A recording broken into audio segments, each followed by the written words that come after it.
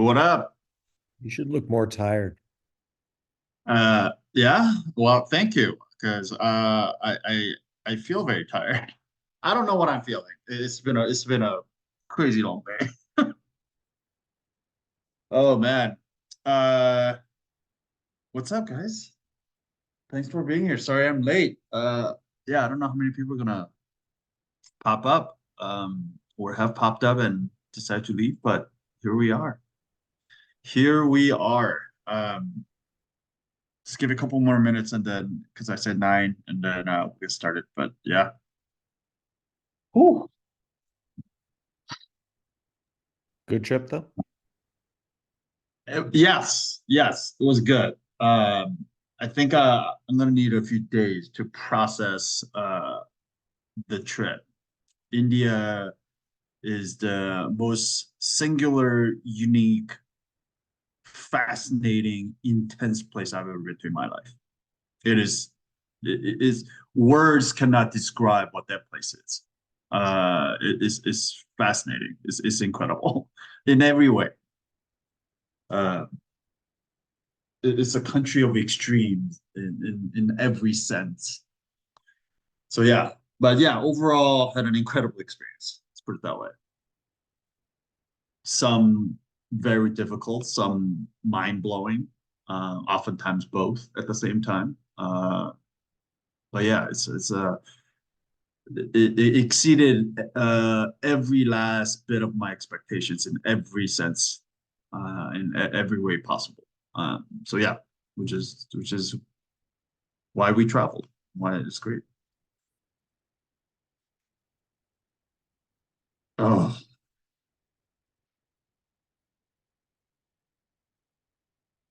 oh man, what did I miss the last 2 weeks? What happened in DC? What happened in US? Only thing I saw pop up on my news feed was things about Diddy getting raided.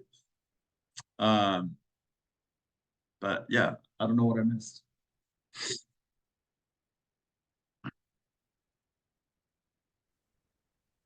All right. Feel like the DC news scene has been mostly dominated by like Stumpy the cherry blossom tree like Okay. drama, but yeah, no, other than that, normal Okay.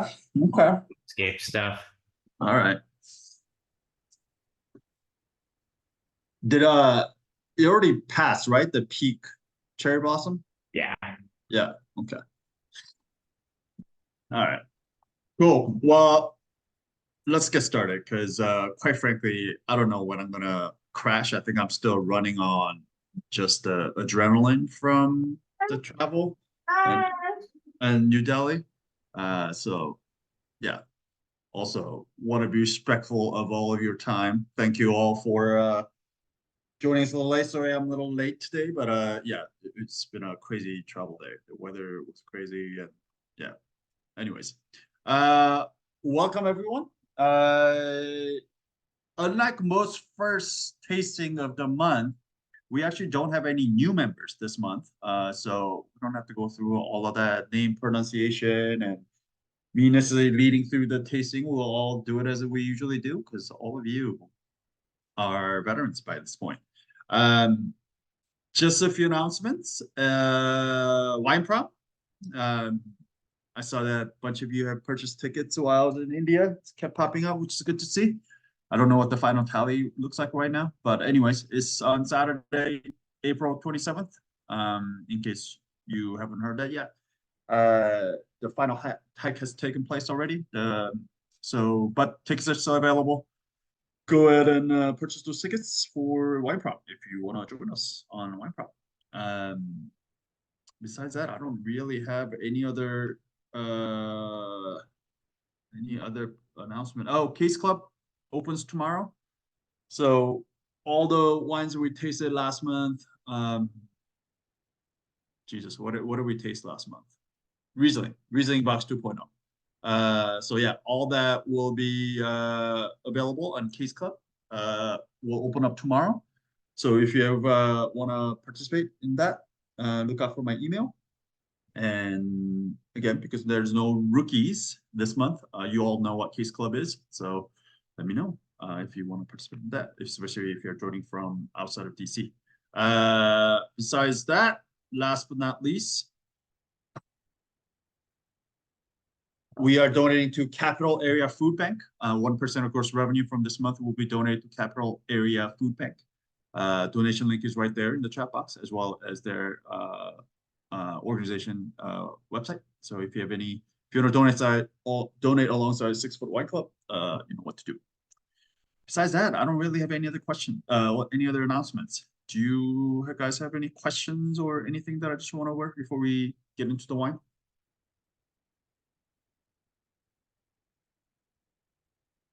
About wine prom, by the way, I'm gonna send an email about this probably tomorrow, but definitely by the end of the week. But if you have any dietary restrictions, let me know. There should be some vegan options. There should be vegetarian options.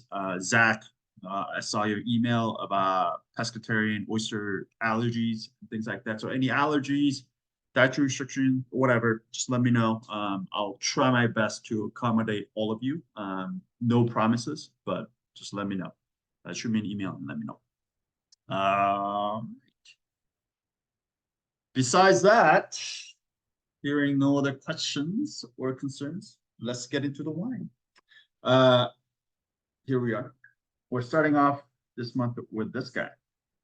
2021 Poggio delle Baccanti Gragnano is what we're tasting today. This whole month, we're actually going to this place called Campania.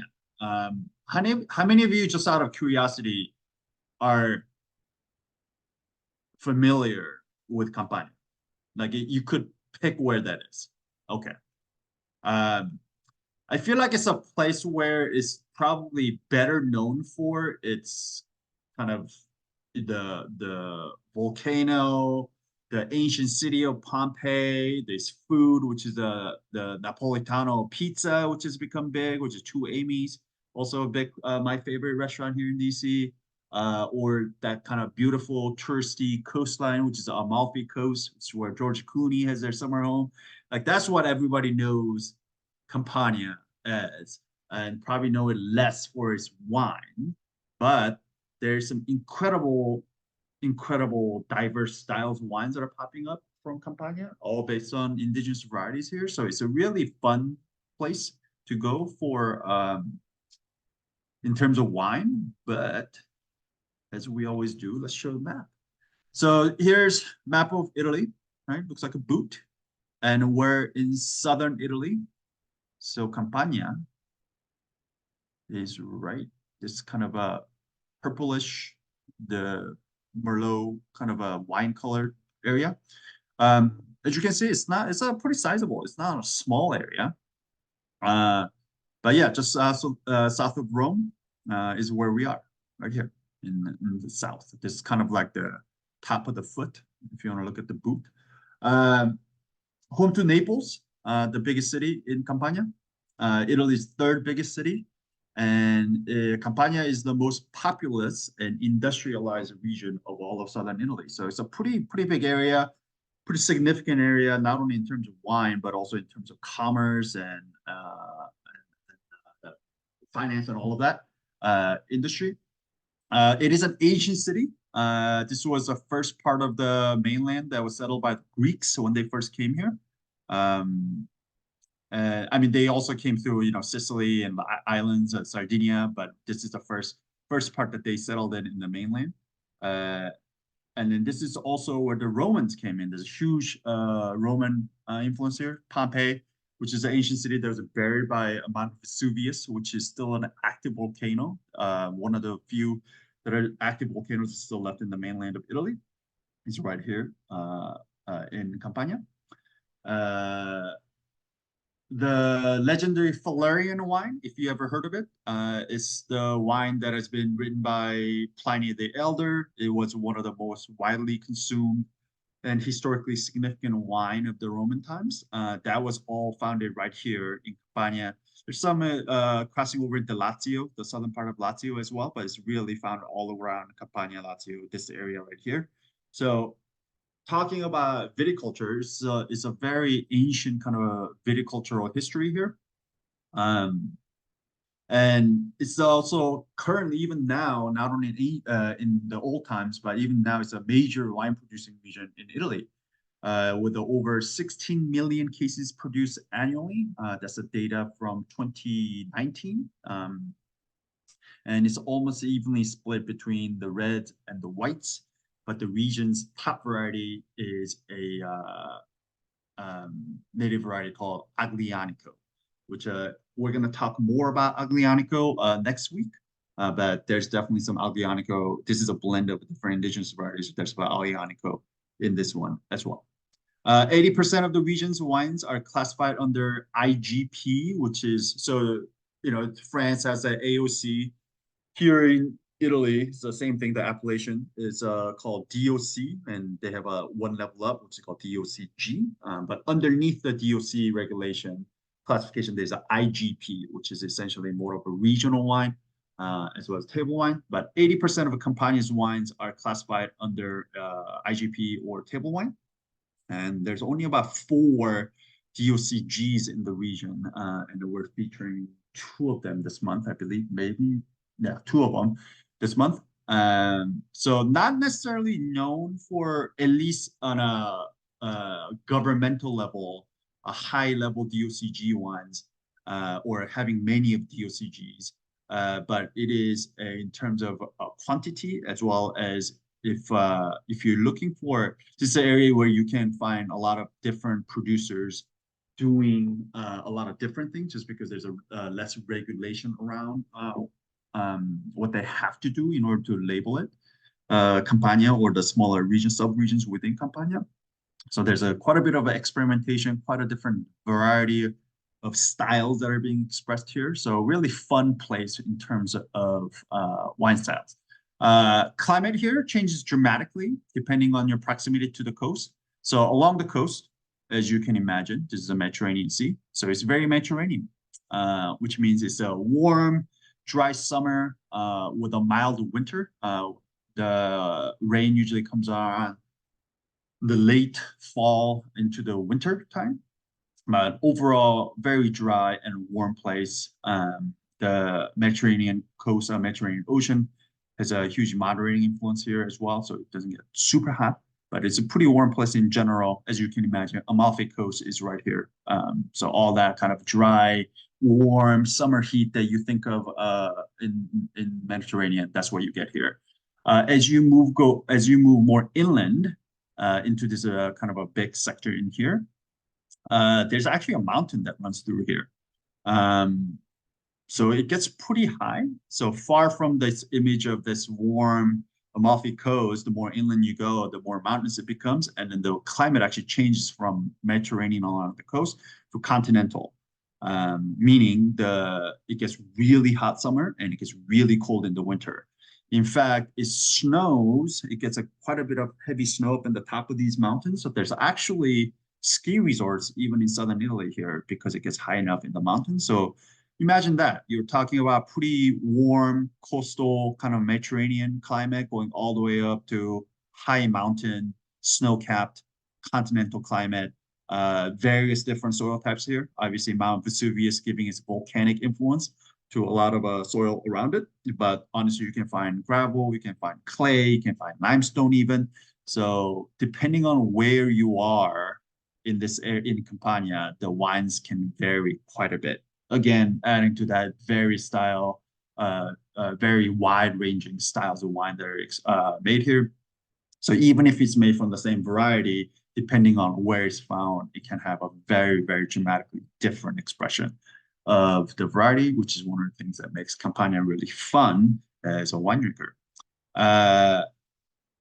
And then within this, I couldn't find a smaller map really, but so within Campania, where we are is basically this little peninsula that shoots out right here, which is called Penisola Sorrentina, which is actually DOC on its own. So this whole area is a DOC labeled or classified region.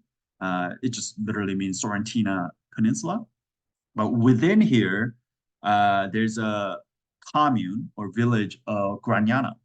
I think I may have picked, sorry, I should have pulled this up, but I didn't. Hold on, let me see if I can pull this up real quick.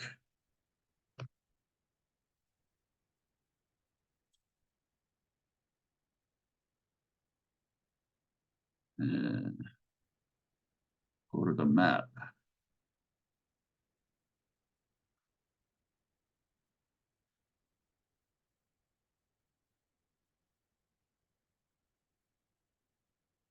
Okay, so the bottom of this Sorrentina Peninsula is basically the Amalfi Coast, where this winery is right at the tip, like right on the northern end, just south of Pompeii. Pompeii is like right here. Actually, let me see if I can change this sharing to this map. This would be better. So yeah, you see Amalfi right here. So this is the Amalfi Coast. This is where George Clooney's summer home exists. This is where you see on all the pictures and you know in movies. But just on the other side of it, right here is where we are. Poggio delle Baccanti. Pompeii is just up here. So we're talking about a place that is very, very south. There's a lot of volcanic influence here. That typical Mediterranean climate that we see. But because of this mountain region, some of this mountain that runs through, you can kind of see this green part. This kind of gets up in the elevation. So that's what gives it the acidity and the freshness to the wine and all of that. In this region, within this Sorrentina Peninsula, there are three distinctive sub-regions.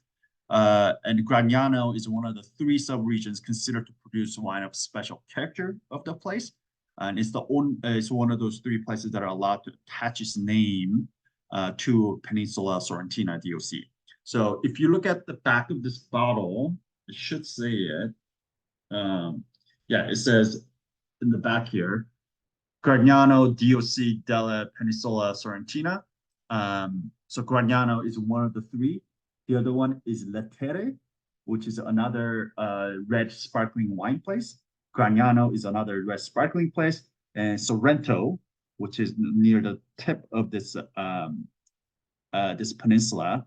If you see that on the label, this is actually not a sparkling wine. It's not a frizzante wine. It's a Bianco and Rosso Tranquillo, which means it is a still wine. So three sub-regions within here that is allowed to attach its village name to the Sorrentina Peninsula DOC, and Gragnano is one of them. The Gragnano, whenever you see Gragnano written on the bottle, is a distinctive kind of sparkling wine. It's always going to be a sparkling red wine made from indigenous grape varieties, and it's usually a blend, but you can often find a varietal wines as well. But it's a Piedrasso, Aglianico, and these are all really hard words to pronounce in Italian. I'm even going to just put this into the chat box because it's hard to pronounce. Let's see here, chat.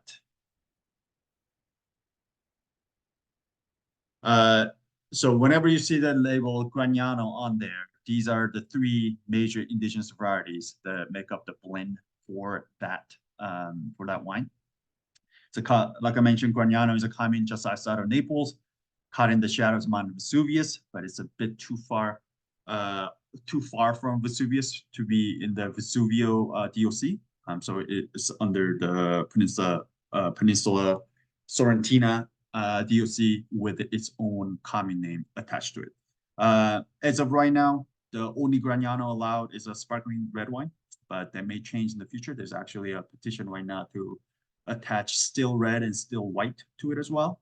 So that may all change in the near future, but as of right now, if you see Gragnano on the bottle, be assured that it should be a slightly sparkling red wine. Let me show you some of the pictures, actually. Hold it up. It's a beautiful area. This is kind of what it looks like essentially. This is taken from the village of Gragnano. Looking into it, this is the Mediterranean Sea essentially that you see. So it's kind of up in the hill, getting plenty of sunlight, looking down into it. Let's see, I have some of the pictures. Maybe I did not. Sorry, I wasn't not super organized today. Give me one sec. Yeah. But let's see who makes it. It's this guy, Rafael Lamura. It was really hard to find any information on this guy, background information. I got some basic information, but this is basically where he makes it, his wine in his basement in the cellar. But I sent out an email to the importer, couldn't really get the information, sent an email out to himself or to the LLC winery that I could find. His website is very basic, so I couldn't get a whole lot of information, but it's a tiny family-run winery. This wine particularly, I've been working with this wine for years, but it's now starting to become so popular that it's hard, like it sells out very quickly. It's a very overall as a whole winery, they are very small, but this particular wine, they only make about 4,000 bottles per year. The vineyards that are dedicated to making this wine is barely a 1 hectare. So really, really small production. But Rafael comes from 3 generations of winemakers. Originally a family winery called Lamura, which is his last name, was started by Rafael's grandfather, also named Rafael, in the 1950s. Rafael's dad took over from his dad, was a winemaker. Then Rafael finally took it over from his family, starting from an early age with his brother Paolo. And then later on, he actually decided to go out on his own and start his own project dedicated to making natural wine from Campania's indigenous varieties. And that's when Poggio de Baccanti was born. But later on, it got absorbed with his family winery and they combined it. And that's what he runs now. It's out of making wines from his family's 3-generation vineyards that his grandfather bought and then had held. And there's another picture. This is straight off from the Google map, but if you look at the winery itself, I mean, it just looks like somebody's, like, this is it. This is his winery inside. I mean, it just looks like somebody's backyard. So we're talking about a very, very small family, kind of like a small operation. He's like him. There's cars going by. There's nothing really romantic about this, but so yeah, this is literally where his wines are made and come from. So which is pretty hilarious. But that's about all the information I could honestly dig up. So if I can find more, I will send it to you guys later. But as of right now, that's all the information I have on him. That's it. What is this wine? This is 100% Piedrosso, 20% Sciascinso, 10% Suppezza, 10% Aglianico, and 10% Castagnara. I'll put this all in the chat box in case you're all curious. Piedrosso is probably the most important, most significant variety when it comes to the Gragnano. It gives this really great red berry flavor, a little herbaceous, but it's not very high in color or acidity. And that's where the Aglianico comes in and it kind of blends out all of it, gives it the acidity, gives it some tannic structure, and it gives it some color. So yeah, it's oftentimes a blend like this, but sometimes you can find 100% Piedrosso. I personally prefer blended. I think it's a more well-rounded wine as opposed to 100% varietal Piedrosso. It can be really it's just not enough acidity. I just think it needs more acidity to make it happen. But anyways, this is all organic. I couldn't verify that this is biodynamic, but I like to think that it's biodynamic, just given the description that I found on his website for this wine, which I'll read to you in a second, which is translated by Google Translate, but it's hilarious how he describes it. At a 1,400 feet high elevation. So again, all that Mediterranean, warm sun, ripening the grapes, but that elevation giving you acidity, cooling effect, is what keeps this lively. It's all ancestral method. So this is essentially what French call petnat or petit natural. So you make the base wine, and then before it finishes fermenting, you put it inside the bottle and you cap it off, and it finishes fermenting inside, and it's what gives it this like sparkling. That's why there's not much pressure in here, and that's part of the reason why it's finished with a cork closure instead of crown cap that you often find with a petnat, or even caged cork that you find with champagne or cava or prosecco or anything like that. So you are going to lose the sparkling quite quickly on this thing because it's low in pressure and it's an ancestral method.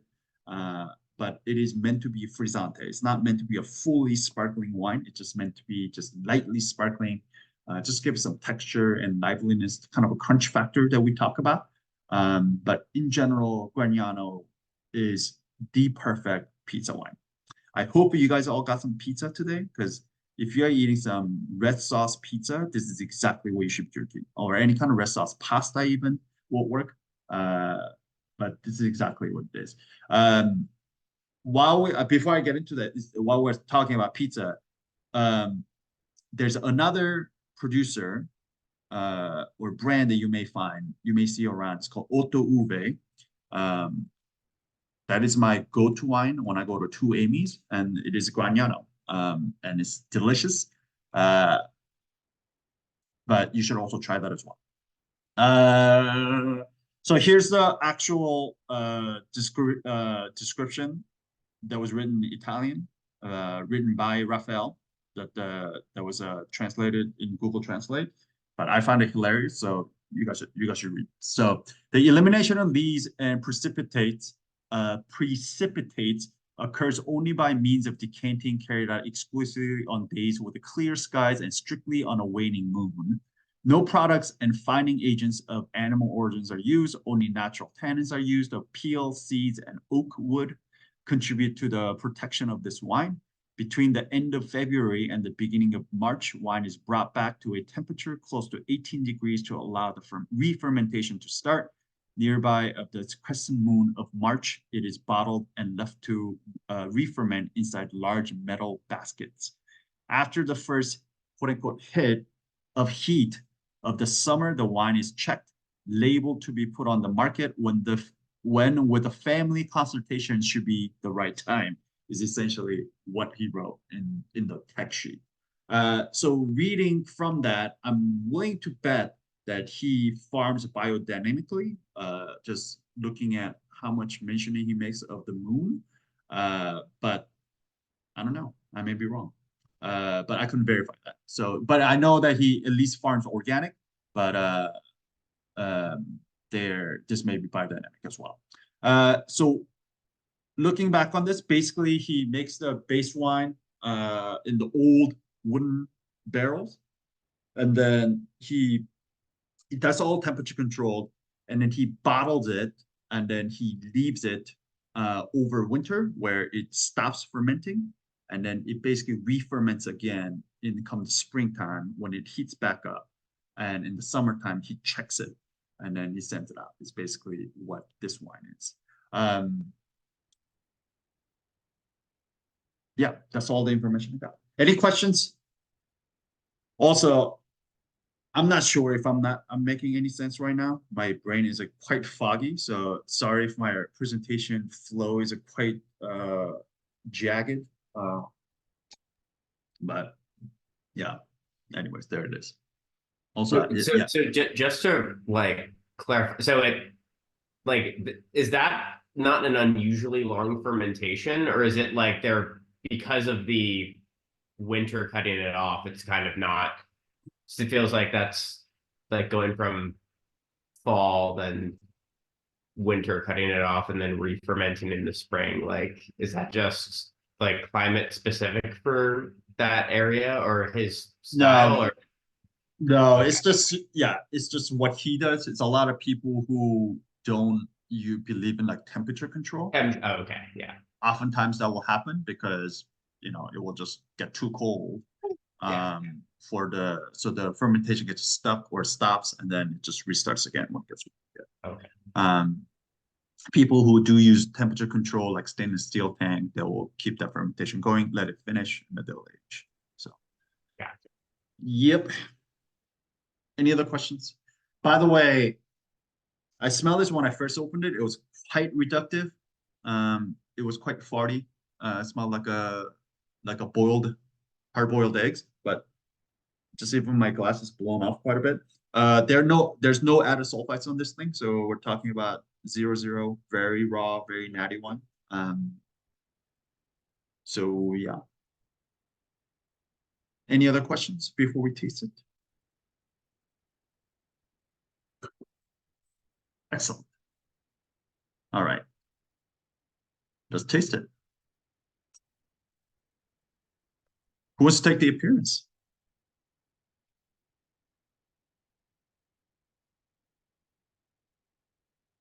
It's been a while since I was here. I'll do it. All right, Ashley, welcome back. Hi. Okay, so it's definitely hazy. Yeah, you can tell it's not a filtered wine. No. I wouldn't call this like opaque hazy, but yeah, I would still call this clear, but it's definitely unfiltered. You can tell this is unfiltered on fine wine. It almost looks like a juice more than a wine. Yeah. I can see that. I mean, this is a very young, youthful kind of thing. Usually pet nets are like pet nets, but yeah, exactly. Intensity. I'm kind of halfway between pale and medium. Yeah. Yeah, I think that's a good call. It's not quite pale, it's not quite medium, somewhere in I between. feel like pale is hard to get with any kind of red wine. I mean, some reds like barely, it looks like a rosé, honestly. Like some light touch like burgundy, for example. Okay. It almost looks like a rosé. But yeah, with this one, yeah, I like in between. It's not perfectly clear, but yeah. And Pale, then medium. let's see, color, I would go probably ruby. Yeah, I'll call this ruby as well. Okay. And then, okay. Oh, I don't remember what Petalon. Yeah, no deposits lead. in my thing, but you can tell there's a little bit of sparkling here. Yeah. If you Mine- see a swirl, you kind of Mine see has, so, and I don't know if, different bottles are different. Mine has so little sparkle Yeah. that if I wasn't doing this tasting, I wouldn't necessarily think it was anything sparkly. I would Yeah. just think it's like, and I just opened it right at 9. Yeah, I mean, it's not meant to be very sparkling. It's like frizzante. It's what Italians call frizzante. It's like ever so sparkling. Like if you ever had what's the Portuguese one? Pellegrino. Well, I think the Italian sparkly water, Pellegrino, is the least sparkly of all of the bubbly waters. Yeah, Like their sparkly water is not very sparkly. I would say it's even less than that. I mean, like Vino Verde is ever so. Just let you know, there's like just a spritz there, but it's not meant to be like a fully sparkling wine. This is kind of like that. So, cool, excellent, great job. You get to pick the next person for the notes. Shoot. Okay. Well, does anybody volunteer before I call somebody out? Who Because wants to? Anyone? otherwise, I'm calling out Julia because you look exactly like my high school best friend named Emily. So you have a, I was about to say, I thought we decided that the baby was gonna do the nose, but it's No. okay, the baby can do the taste. So Perfect. Baby just projectile vomited on everyone, so he might our he's- senses are all thrown he's off. cut off. He's already had a day. Oh, Perfect. fine. Okay. Stand by. Okay. Are you gonna help? Hello, Julia. Well, this smells clean. Does it? I mean, I guess it does have a little, I mean, it's not faulty. It's not faulty. Exactly. I will not call this faulty at all. But the wine is I have- definitely rustic. I think it's the word that you would probably hear a lot of wine people say. It's rustic. You can tell it's made in Yeah. in somebody's like in a corner bodega, store yeah. looking like a garage. Yeah. You know what I mean? Yeah. A little barnyard. But like I said, this was quite reductive when I first got it. When Yeah. I first opened it. Yeah. But it has blown up quite quickly even in my glass. So I get more fruit and actual wine now. But like when I first got it, it was like very farty. It was a very sulfuric and hard-boiled. So if you're getting that, give it a swirl. You may lose some gas. But yeah, it blows Yeah, off quite quickly. I got some eggs on this Yeah. one. Intensity? I'd say medium. Yeah, it's not. Yeah, agree. Yeah. It's not like super expressive. It's like I actually have to I have to like my nose touches the glass when I like get it. So I'm gonna call this medium as well. What do you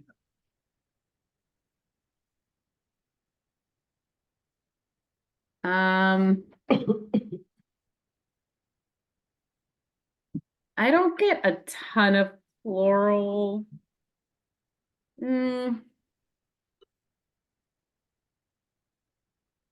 Maybe a little bit of like rose or violet. Yeah, I mean, it's not a hugely floral one, but yeah, I could be convinced. You could convince me there's some little violet here, some like a Yeah. bluish kind of a thing going on here. But yeah. Green fruit, No, citrus fruit, stone fruit, no, tropical. no. No. Yeah. None of that. Where are we here with the red fruit, black fruit? I mean, I get more red fruit. 100%. Yeah. So yeah. Aglianico, which we're going to talk more about next week. Both Piedrosso and Aglianico, both are very, very red berry, red fruit driven variety. So yeah, you are going to get. It also depends on how much of the soil is volcanic, and so where it's found.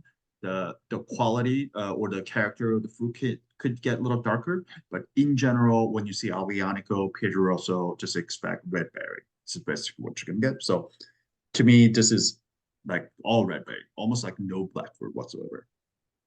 What do you get on the fruit? Call out the fruit.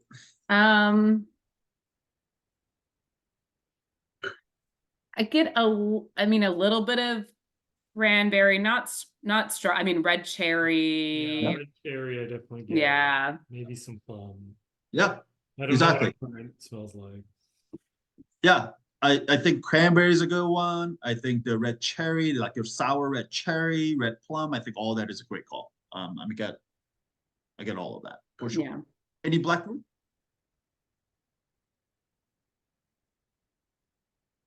I mean, Not really. not really. Yeah, me neither. To me, this is very red fruit, bright red fruit driven. Nature of the fruit. It's pretty fresh. Pretty fresh. Yeah. Yeah. Fresh, ripe.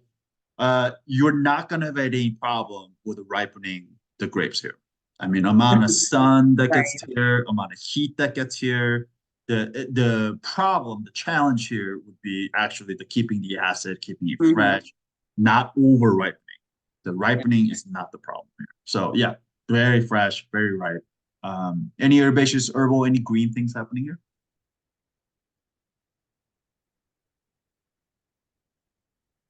I don't think so. Me neither. Not- Get a whole lot yeah. of it. Yeah.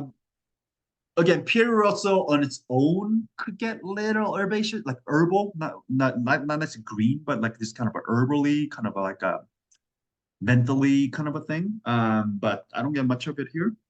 To me, this is quite frankly just all the fruit. Yeah. Any spice, any stoniness? Not really. I mean, I think and maybe just like a hair of like white pepper or something like that. Yeah. Like, I can see that. Yeah, touch of maybe spice. Yeah, Yeah. like a crack turn or two of a pepper. But yeah. yeah, to me, not a whole lot of spice. Not much of minerality either. Don't get like a lot of crash here. Anything else here? Any secondary? No. Anything in the other besides that? No, I don't think so. Okay. Any secondary? Not really, no. No, Tertiary? no. Yeah. I mean, this is way too young. You're rarely ever gonna find tertiary on Pennat or method ancestral wine at all. But even the secondary, this doesn't really come through. Here in other, however, not necessarily minerality for me, but like there's a little bit of that, again, going back to that rustic 0-0 wine thing. There's a little bit of Brett coming in here. So Brett, we've talked about this in the past, which is a Brettanomyces, which is a strain of yeast that kind of gives this little bit of like a leathery, barnyardy kind of a thing. And it's not this aged barnyard or leather, which is we've seen during the Bordeaux month with our old Bordeaux, what that smells like. But it's not that. It's not the aged leather and barnyard. It's more of that bready barnyard and age. I don't think it's overwhelming. I actually think it gives a little bit of character. I know some people are super sensitive to it, like they are sensitive to VA. But to me here, there's a little bit of Brett here, which I actually think that's actually kind of like why I like this. So it was when I was choosing, I really wanted to put a Gragnano in this month's box, and it was between this wine and Ottouve. And then really what pulled me here was one, this is bone dry. I know we haven't gone there, so I'm giving it away. This is fermented fully dry. Ottouve has a touch of RS left on it, which is not necessarily a bad thing. It's like it was still in balance of the acid and everything, but just it has a just touch of it, more extraction. And then this one is 0-0. It just had a more raw, just kind of rusticness, and Ottouve just a little more refined and polished. And I just really like this kind of a rustic, dry kind of farm wine kind of a thing. Because to me, Gragnano is not trying to be this kind of an elegant, polished thing. It's meant to be like pounded as you're eating pizza, like, folded pizza in one hand, like pounding Gragnano in the other. It's like that kind of wine. So to me, this fit that kind of a vibe better and more. But there's just a lot more personality to this wine, if you ask me. But there's definitely that kind of like dirty farmer vibe and personality to this wine. Is the Brett. I guess there's no good way for the grid to capture Brett. It's not like, I don't know how, have we talked about that before? I don't think I've thought about that. Yeah, exactly. So Brett, and this is where it kind of goes into that faulty thing. In some ways, like if you find Brett on almost any white wine, like in a conventional world, I immediately call it faulty. It's something has gone wrong. But is that really necessarily the case, right? Like there's really high levels of Brett on Rhone wines, Rhone reds particularly, but we don't call that faulty. So why is that? So it's a kind of a subjective kind of a thing. It's not absolute. You find this much Brett in a wine, then that's faulty. It's not that. It's like, is it true to the character of that region, the style of that region that plays into it?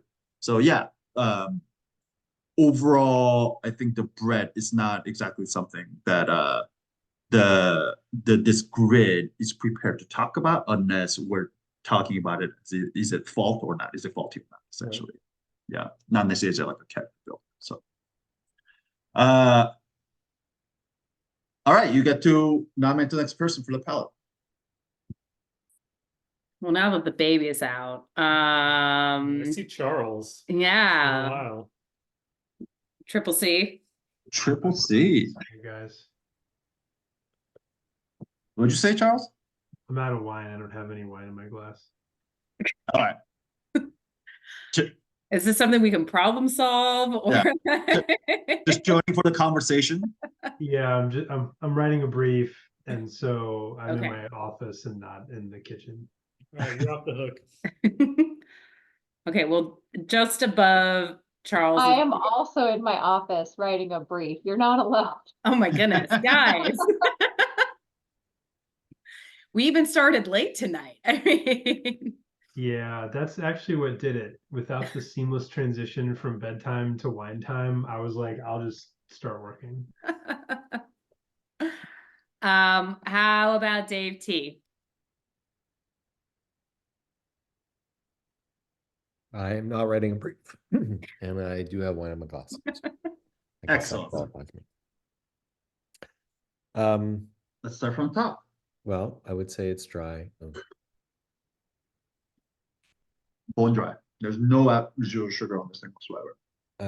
I find this medium to medium plus acidity. I'm going to be honest with you. Maybe it's the tannins, but it's got some grip to it. Mm-hmm. On the alcohol side, I would say probably medium minus. Yeah, this acid here is interesting to me.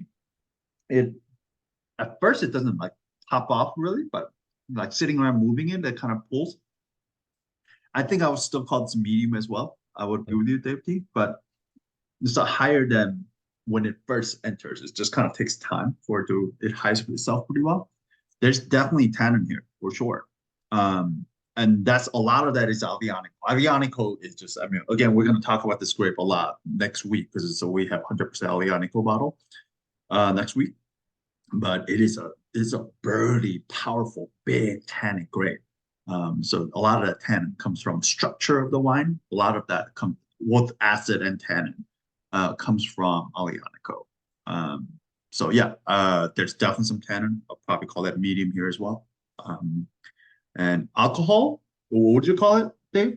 I'd say medium minus. Yeah, I don't. To me, this drinks is like a 12, maybe even lower, 11. 11 and a half. Well, 11 and a half. So yeah. Yeah, I mean, usually Gragnano is never going to get beyond like 12 and a half. It's not meant to be this big burly thing. So yeah, that's definitely medium minus. Puts in a medium minus territory. Body, where are we?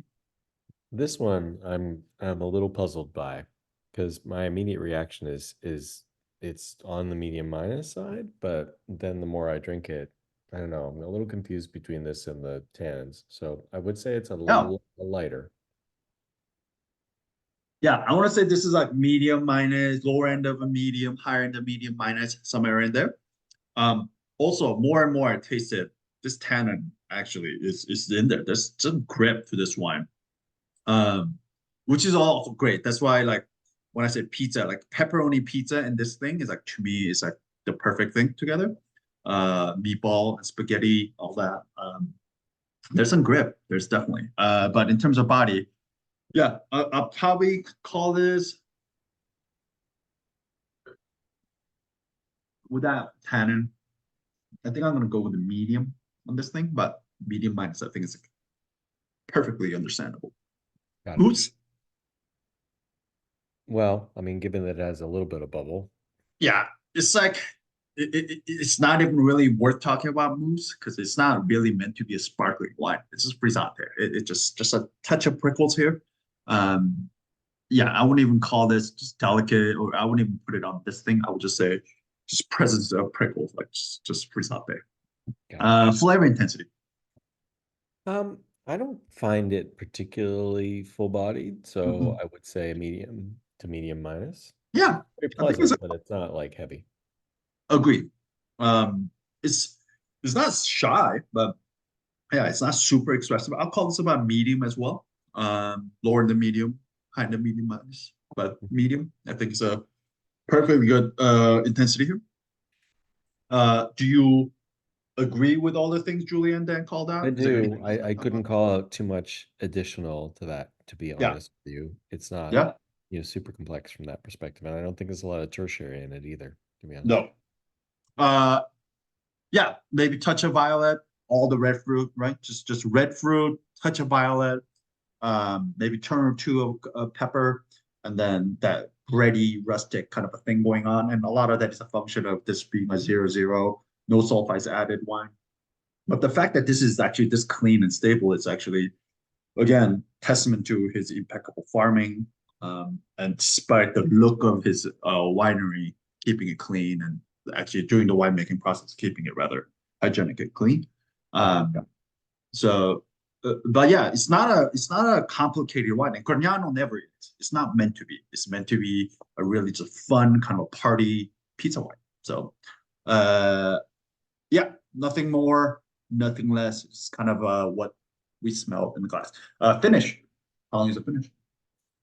I wouldn't call it particularly long, medium to medium minus. Though the tannins stick with you, so that part is a little distracting.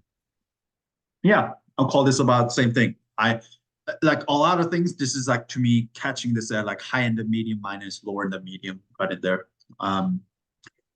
Yeah, I'm gonna call this about medium as well on the finish, but again, medium minus I think is perfectly acceptable there as well.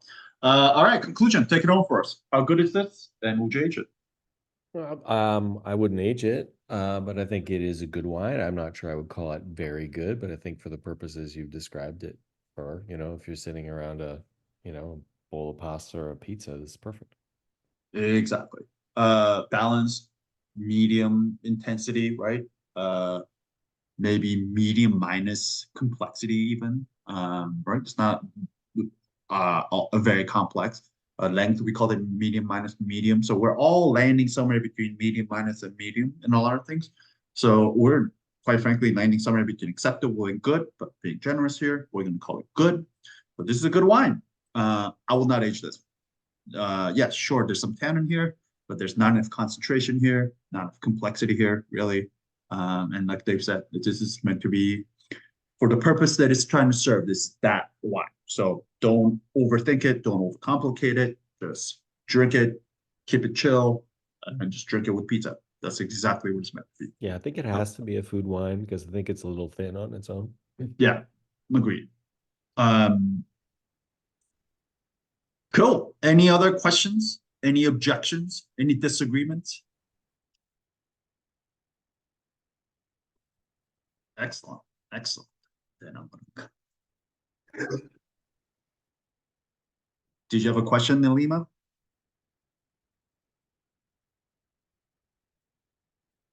This one is dirty. Yeah, exactly. It's a little filthy. It's a little rustic.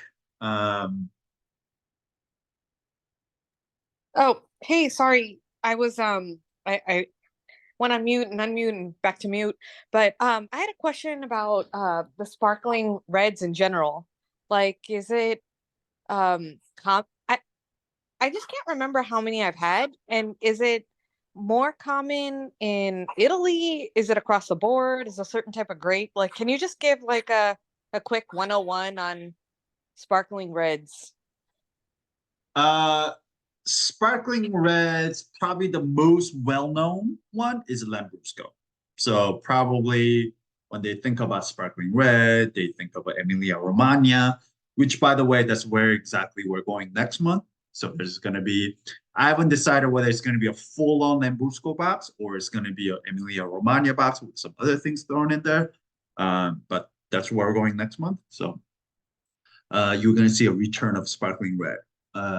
But yeah, so that's probably why people think that. And there are other sparkling reds that are being made, but I just don't think it's become as popular as a Lambrusco. In terms of quantity, honestly, I don't know. I haven't looked at how much Lambrusco is being produced versus some other things in France that I've seen, or Spain even.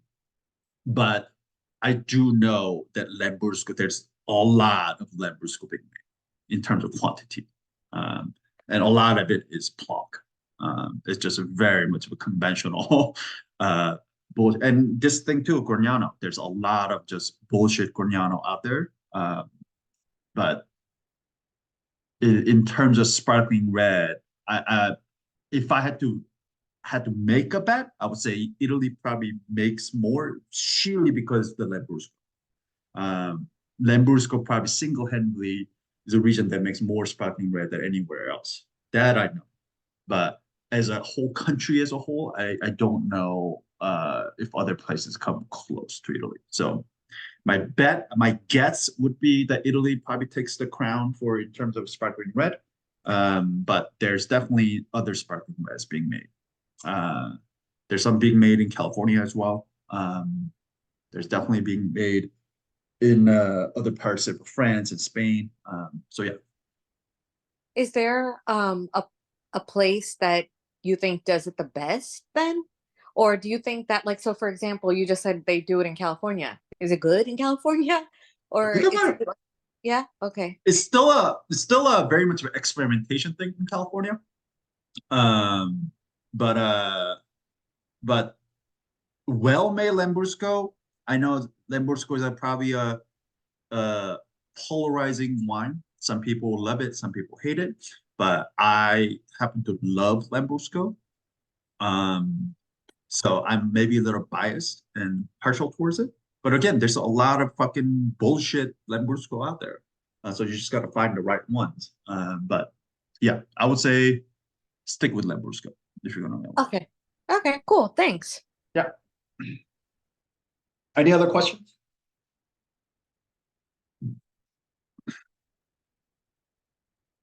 Little disappointed it isn't an India box. Let me tell you, Dave, I tried to find some decent Indian wine. I tried and I gave up. I gave up. The reds were better than the whites, as you could probably imagine in India, but still, it was rough. It was rough. Let's put it that way. I actually meant to, I had a question about that when we got to like off hours or whatever, but have we moved into that portion yet? I don't want to derail. Sure, everything is ever so in flux here. There's nothing is rigid. If you have a question, let's talk about it. Woong's not going to be able to sleep for days, so it's totally fine. Yeah, exactly. I wanted to, one, know how your trip was, and then two, I was actually curious about your thoughts on Indian wine, because I don't know too much about it except two things. One, that Surya is the most readily available wine, and I'll admit that it was more drinkable than I thought, but you can't really get wine there, so whatever, wine is wine, and I could drink it. And then number two was, did you look for it? Like, Pondicherry is supposed to be a wine region, but I don't know if I've ever had it from. I just don't know. It maybe Surya comes from Pondicherry. I have no idea. So it does. They may make wines outside of there as well, but I definitely the bottle I tried came from there. Yes. So I tried. Was the other one had like an Italian name, Fratelli or some shit. So it had an Italian name, and the other one had Sua. I think it's the one you're talking about. There's a third brand that I cannot remember the name of right now.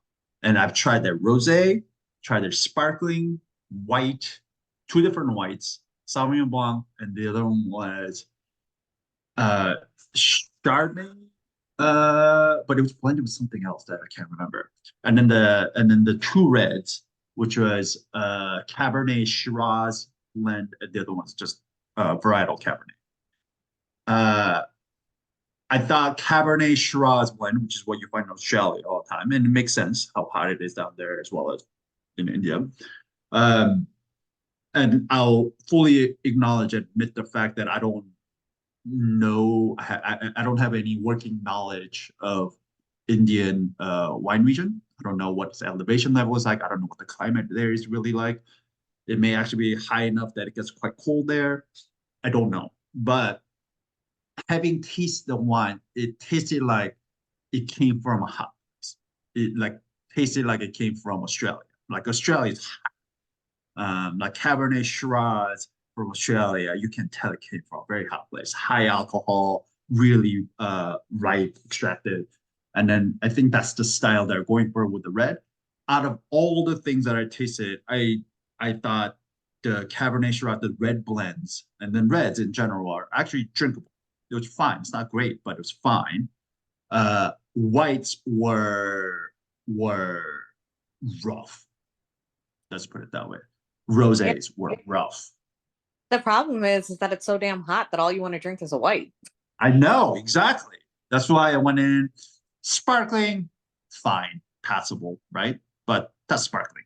It's really easy to cover up flaws with the sparkling. So sparkling, fine. Yeah. Whites and rosés, exactly. It was like 105 degree, 110 degree day when I had them. So drank some and it was just like, it was yeah, it was rough. Let's put it that way. So I switched. Where were you? I was in Delhi, then went down to Ranthambore, which is where the tiger reserve is, and I went to Jaipur, so in Rajasthan, and then went east to Agra, and then from there I went up to Punjab, Amritsar in Punjab, and then came back to Delhi and flew out. Oh wow. Okay, that's a lot of places. It was a lot of distance to cover. I completely underestimated how long it takes to move around in India. Mm-hmm. I wish I knew you were going to Jaipur. I could have hooked you up big time. Oh, fuck! No, I sent out an email. You knew I was going to India. I just didn't. I probably just had my baby. I don't know if I was really. Yeah, I had a Holi festival. You know, the one they throw colors and all that. I did the Holi festival in Jaipur. Had an incredible time. Incredible time. Oh, I know exactly where you were. You were in Old City. I was in Old City. All right. I was in Old City in one of the bazaars, walking around, just getting covered in colored powders, and found their bong shop. It's a BHANG, which is a drinkable cannabis drink they sell in India. So marijuana is illegal in India, but it's just a leafy portion of the marijuana plant. Apparently that's legal.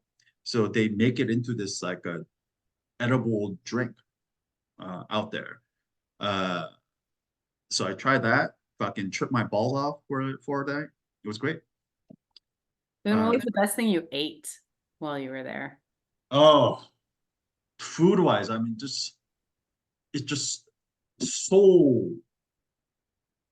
such a wide range style of food that it's hard to pinpoint. Yeah, Jocelyn and I were talking about this, and we just kept pointing out, like, but we ate that thing, and that was really good. Like, that's true. That was really good. In general, just bread alone. Just like every meal comes with just fresh baked bread of every different style, you know, whether it be naan, roti, paratha. Like, I mean, it just the bread alone, what you're gonna cover is incredible. But one of my favorite bites of food I had is actually a street snack. They call it chaat. It just this like a semolina flour that's fried. You make this ball, you crack it, and inside they put potatoes and different things. But this one had yogurt, and then tamarind chutney, some herbs, and all these crunchy things, and pomegranate seeds. It is just like an explosion of texture and flavor, and it just, that shit blew my mind. And it was like 6 of them, you know, that I got on the street, and it was like 20 cents. I mean, it's insane. It's awesome. Oh, and I did not get the deli belly. My third world country stomach withstood the test of India. I can't believe it. You ate that on the street? Oh, I ate street food. I brushed my teeth with tap water. I Oh drank my God. I drank water that had drinking water written on it. I like literally in a public places and parks. Nothing. Jesselyn did get Why did diarrhea you for like do? 2 days. Because I was like, I gotta try this out. So I accidentally, because of a force of habit, accidentally brushed my teeth with tap water. And I was like, oh fuck. I was very careful for like first 2 days. But then I accidentally brushed it with the tap water. I'm like, oh fuck. But then I was fine. So I was like, well, if I'm gonna be fine with the tap water, then I should be okay. So I started like just, easing myself into it. So I'll go try they would have like a filtering machine in a park just providing drinking water for people. So like I'll get like a little bit of it, I'll taste it, I'll go try another day, nothing happened. So I'm like, okay, let me go try street food that's not fried or grilled, but like just some, they always say like do not get anything that's been soaking in water, which I still didn't at the end. But even like a chutney that has a lot of like watery chutneys. So I was like, I'll try some of those. So I tried one, went by another day, nothing. So I was like, fuck it. I'm gonna try everything and see. I'm gonna test myself. So I did, and nothing happened. It was fine. I hope you don't puke tonight, man. Yeah, that's fine. So I don't know. Too Maybe late. I It got took them 3 days to get here. maybe I got lucky. I mean, I haven't slept in a bed in like over 48 hours right now. So Maybe quick WebMD for parasite or like worm symptoms, just to, be careful. Seriously, like, impressive. but it's like, I don't know. People are like, don't drink water in Mexico. Like, it's fine. But I don't know. She's not wrong about the parasite thing though, because that happened to my sister. Yeah. Yeah. I don't know. Maybe come back. We'll see. We'll see how I feel next. You get some symptoms so that you can't be completely symptom free with a parasite. Yeah. If you start losing a lot of weight, or getting unexplained cramping. Yeah. There you go. So far, so good. Everything, it's been fine. Or maybe you're the sign that things are getting better there. Like, yeah, things are changing. So most people I've talked to, they were in India like almost at least 5. Like the most recent one was they went there 5 years ago, and yeah, they were giving the same advice, like don't drink water, like even showering, make sure you don't get water in your eyes. Like my sister was showering with the fucking bottled water because she was so paranoid that she was gonna get like water into her eye, get eye infection and all that. But she was there like over 10 years ago. But yeah, they were like, there's no drinking water. It's like everybody's just drinking out of tap water and all of that. But I don't know, this time, like from the airport to the public parks everywhere, like they had like a full-on like filter machine that was available publicly. So I don't know, maybe sanitation standards are getting better in India. But looking at the amount of trash that piles up in the streets in India and the amount of raw sewage that also is available on the streets and cow shit, I don't know. Maybe not. But maybe you're just an Iron Man. Maybe I'm an Iron Man. Maybe got lucky. This third world country stomach, it's ironclad, ironproof, bulletproof. Yeah, but India was it. And to answer your general question about how was India, like I am even more curious and fascinated with that country than I was before. And I've always found India to be like, and some people ask me like, why are you going to India? I'm like, because that place is, I don't know, sounds incredible. It just sounds so, it's always sounded so mysterious to me, sounded so mythical and like this like wild place out there. It's like, I gotta go there. But now having been there and I've only seen very small part of India, for a very short amount of time, but I am fascinated. It is the most fascinating place I've ever been to in my life. Having said that, I will say India is an advanced travel. Like if you've never traveled in a developing country before, I would not recommend starting with India. Like I consider myself a pretty, seasoned developing country traveler. And even for me, there are parts of India that was very difficult, very challenging. But yeah, I would not start there. It's like jumping into a deep end. It is an attack on every sense in every way possible. Yeah, it's a country of extreme. Like I feel like there's no like in the middle. It's just like so much of everything. It's just like so much poverty, so much beauty, so much deliciousness, so much filth. It's just so much money, but like so little money. I mean, it's just so of everything. Like there's nothing in the middle. It's like it's a country that is very loud and in your face. It's like a death metal. Everything just jacked up to volume 11 and coming at you at once. Like it does not stop. It's wild. It's amazing. I had an amazing time. It's incredible. And quite frankly, it will still take a few days for me to really process everything that happened there. But yeah, amazing time. Incredible.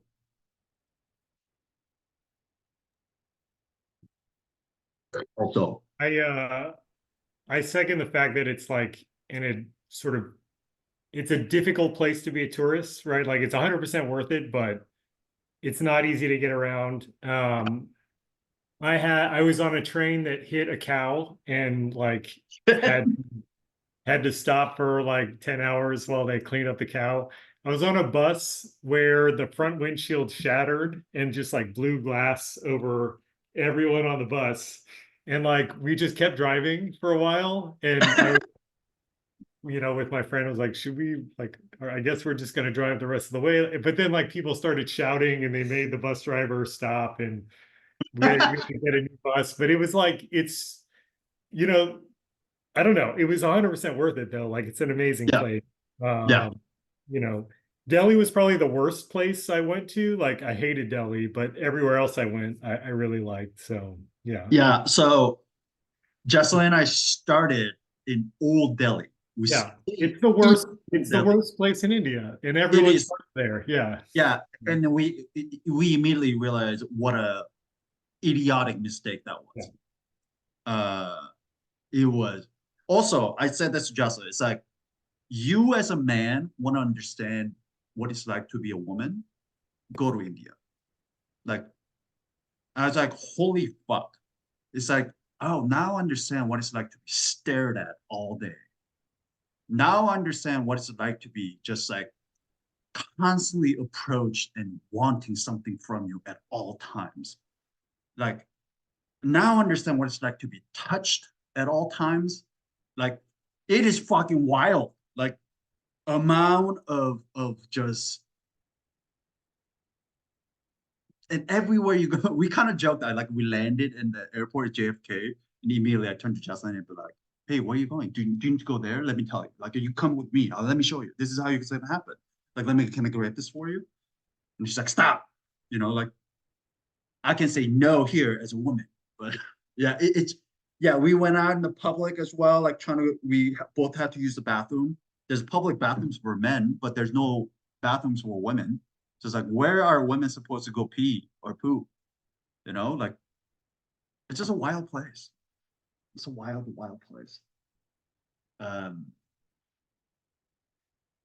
Yeah, I honestly, I don't have enough words to describe what the experiences are like right now. Like, it's fascinating to hear you talk about it. It's because I've had I was born in the States, but my mom's entire side of the family's still there, so we went very often.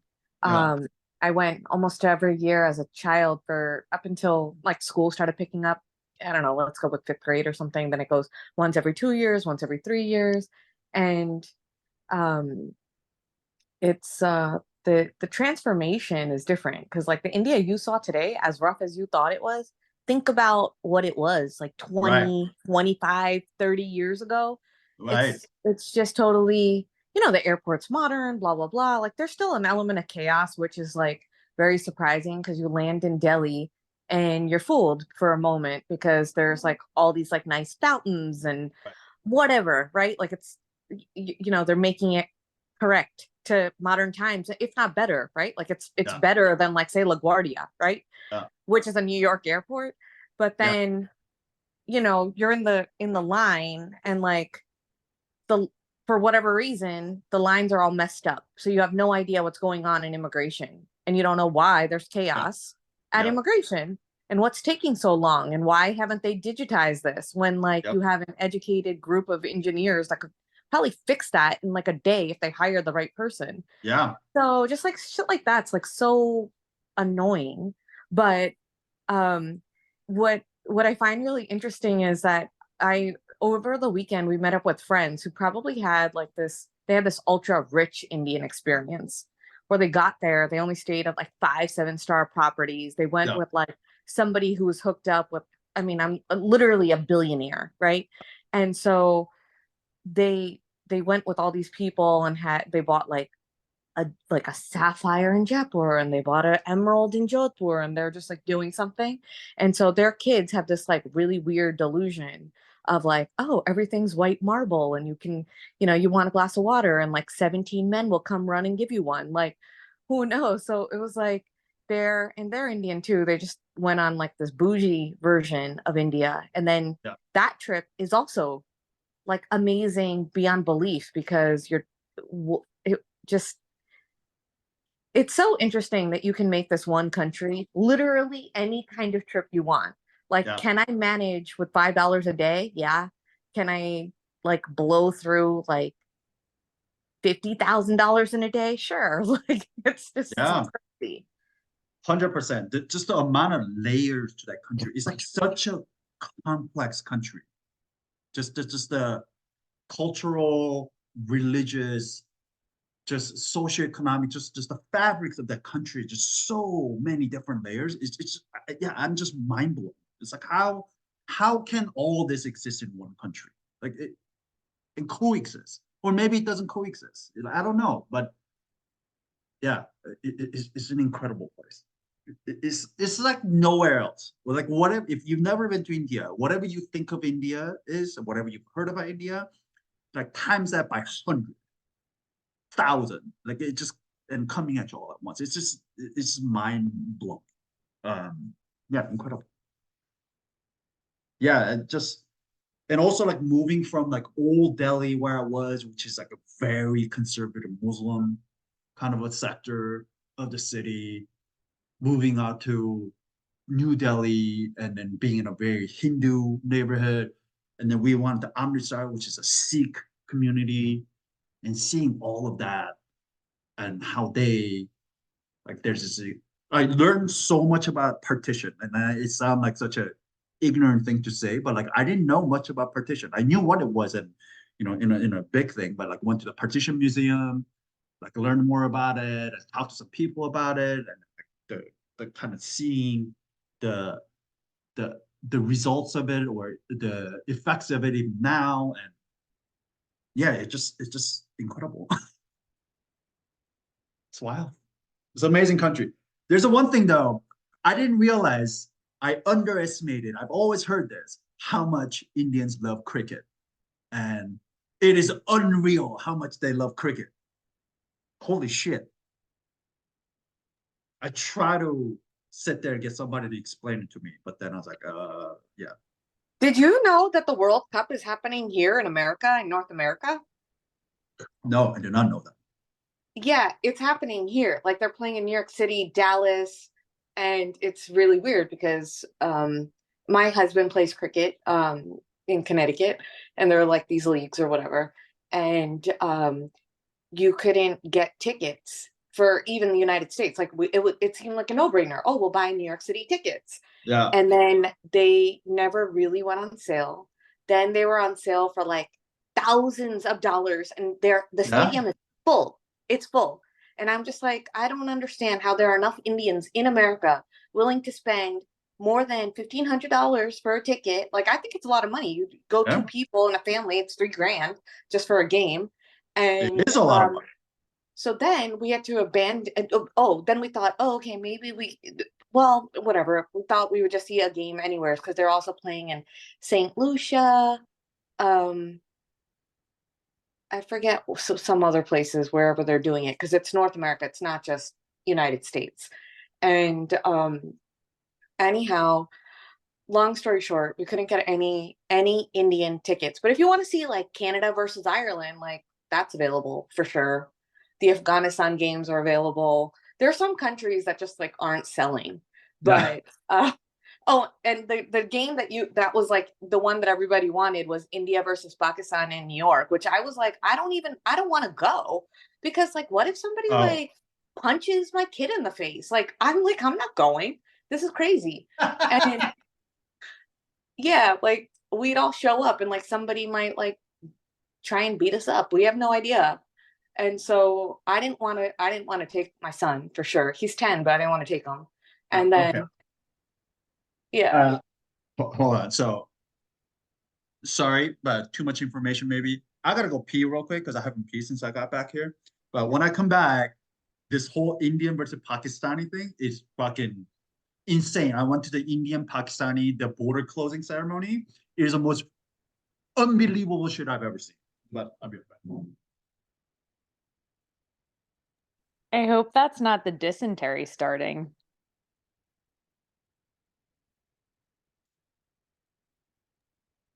I was on mute, but I laughed. That was funny. I got dysentery. It was unpleasant. I hope I have a friend who almost died from dysentery when he was in study abroad, like way back in college, and he went to China, and like it was really scary actually. What was your dysentery story? My wife and I were in Peru, and I was being super, super careful because we were going to go on a 4-day hike. Not the Inca Trail, another hike, but it was like had some pretty high altitude and stuff. So I was like, yeah, I don't really want to get sick. And she was like not being that careful, and she did not get sick, and I got dysentery. And she wanted to go to the beach, and I wanted to go to Peru. So we like kind of made an agreement that we would not do it like on a super budget. She's like, I don't have the energy for, like buses and stuff like that. I was like, okay, cool. So we're staying at like one of the days we were staying at a pretty nice hotel. And so like they sent a doctor to my room, and I had dysentery, and it was like very bad. And the doctor like examined me in the room. I was like, I guess I should go to the lobby or something. My wife's like, no one wants you in the lobby. Don't go to the lobby of this hotel. You're in terrible shape. They will kick you out of the lobby. So they gave me some drugs, and like after 2 days, I tried to like rejoin the hike, like going backwards, like to meet them. And that was probably not a really great idea, because like we hiked from about 8,000 feet up to about 14 or 15,000 feet in like a day. I did not feel very good. And they only had like one dude with us, so we ran out of water, and like I gave my water to my wife, and she's like, are you drinking enough water? I was like, no, I gave you all my water. She's like, why'd you do that? And I was like, I don't know. So it was really stupid, and I'm lucky I didn't like fare worse, because I was in pretty bad shape. So This was I in hope India? that doesn't happen to you. This was in India, Charles? No, that was in Peru. Yeah. Okay. But yeah, it wasn't good. I hope for your sake that you were free and clear. Yeah, I hope so too. Yeah. I made a not tasteful joke at your expense, Un, when you were into the bathroom. What'd you say? I said something about how I wonder if that was the dysentery setting in. Okay. Also, I realized just